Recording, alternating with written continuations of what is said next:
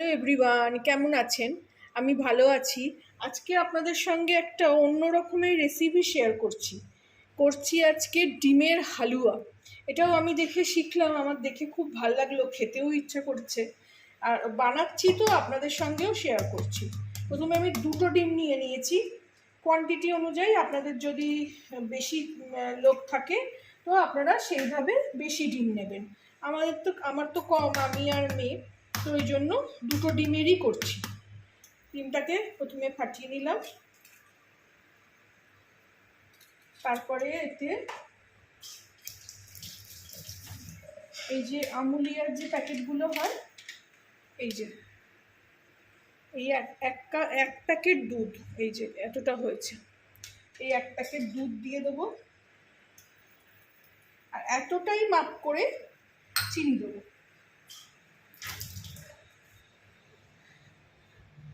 আর এতটাই মাপ করে যতটা দুধ নিলাম, যতটা দুধ ততটা চিনি দিতে হবে। আর দুধে তো একটু চিনি থাকেই, অতটা চিনি লাগবেও না। আর তার সঙ্গে দুটো ছোট ছোট এলাচটাকে একটু গুঁড়ো করে নিলে ভালো হয়, তবে আমি এইভাবেই চিড়েই একটু দিয়ে দিলাম, তাতেও গন্ধটা ভালোই হবে। দিয়ে এটাকে খুব ভালো করে ফেটিয়ে নেব।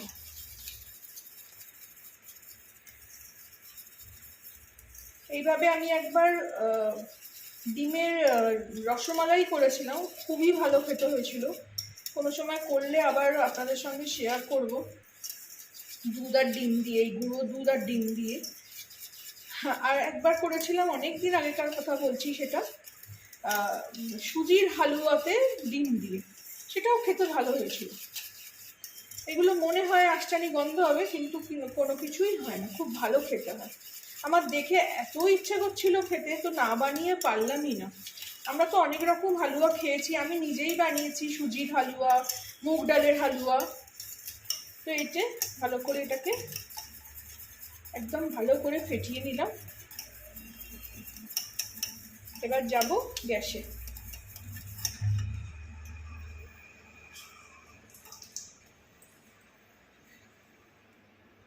এই যে কড়াই নিয়ে নিয়েছি, পুরো রান্নাটাই কিন্তু ঘিতে হবে। ঘি ছাড়া এসব রান্না ভাল লাগে না। কালকে আমি সুজির হালুয়া করেছিলাম, তাতেও ঘি দিয়েই করেছিলাম। তো মেয়ে বলছে যে মা ঘি দিয়েছো? আমি হ্যাঁ, একটু বেশিই লাগবে, কারণ যেহেতু মানে ডিম আছে।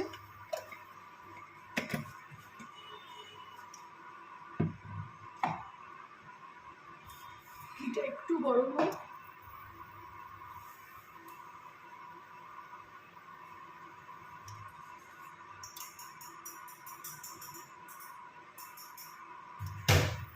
ঘিটা গরম হলে একটু আঁচটা বাড়িয়ে দিই।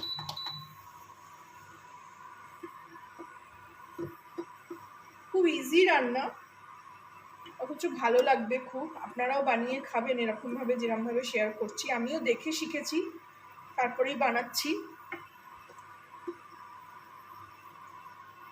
ঘিটা গরম হয়ে গেছে, এবারে এটাকে এর মধ্যে ঢেলে দেব। চিনিটা কিন্তু এখনো গলেনি, এর মধ্যে নাড়তে নাড়তেই হয়ে যাবে, গলে যাবে চিনিটা।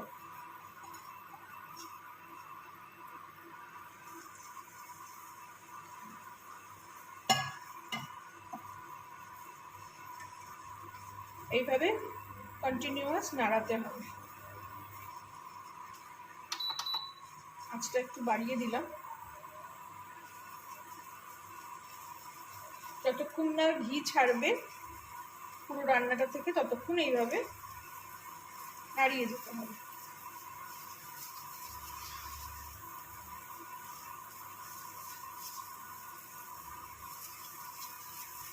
আমি আঁচটা কমিয়ে দিয়ে একটুখানি নুন দিয়ে দেবো, কারণ মিষ্টি জিনিসে একটু নুন দিলে তার টেস্টই অন্যরকম হয়ে যায়। একদম সামান্য।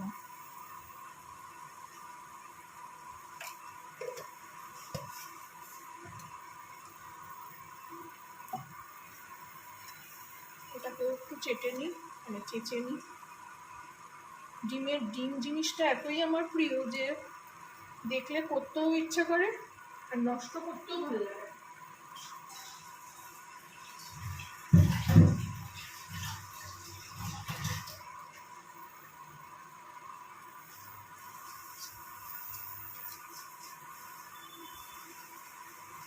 হলো ঘিয়ের গন্ধ ছাড়ছে।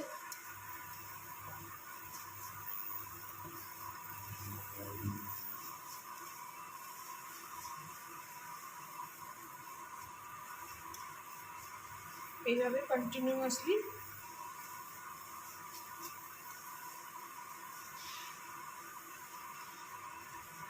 আমি আজকে অল্প করেই করলাম।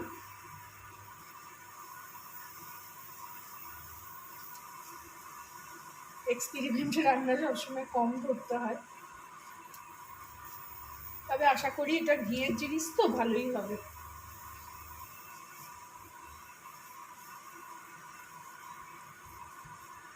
আমরা কোনো কিছু রান্না করতে গেলে কাউর থেকে দেখেই শিখেই তবে করি।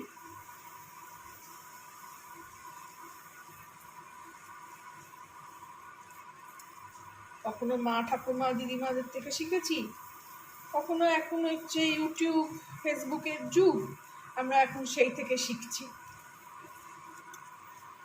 আঁচটাকে একটু জোর করে দেবো।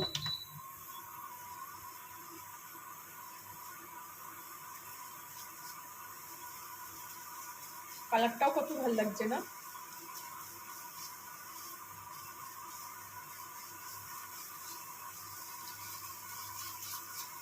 কিচ্ছু আর করার নেই, ব্যাস এইভাবেই নেড়ে যেতে হবে। এখন নতুনত্ব কিছু জিনিস করলে মনে হয় আপনাদের সঙ্গে শেয়ার করি, ভাল লাগে আমার সেটা।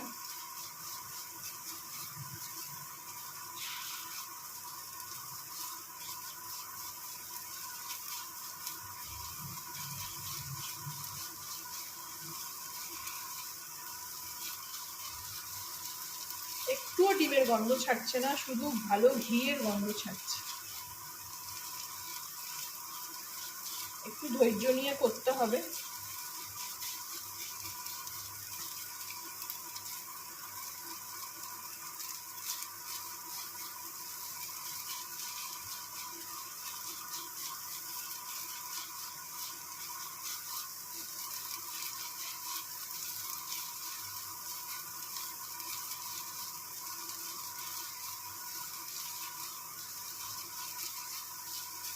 এইভাবে দেখুন ঘি বেরিয়ে আসছে। এবারে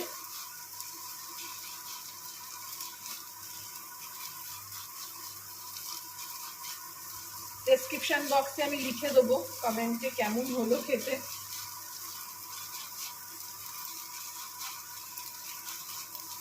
দেখতে তো খুব ভালো হলো, একদম হালুয়ার মতনই।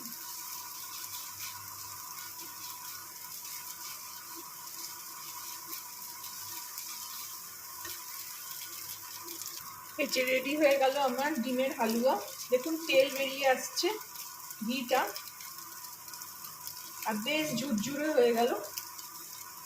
আপনারাও ট্রাই করবেন যেভাবে আমি শেয়ার করলাম। ভালো লাগলে আমার চ্যানেলটাকে একটা লাইক, শেয়ার অ্যান্ড সাবস্ক্রাইব করে দেবেন। গ্যাস এখানে নিভিয়ে দিচ্ছি। এবার এটাকে একটা বাটিতে সার্ভ করে নেব।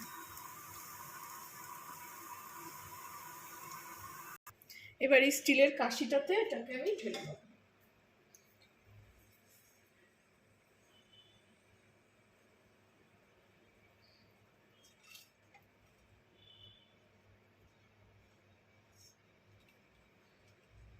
খুব সুন্দর দেখতেও হলো, আশা করি খেতেও ভালো হবে। ছোট এলাচের গন্ধ ছাড়ছে।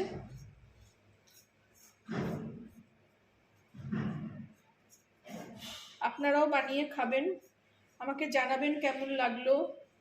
ভালো লাগলে আমার চ্যানেলটাকে একটা লাইক, শেয়ার অ্যান্ড সাবস্ক্রাইব করে দেবেন।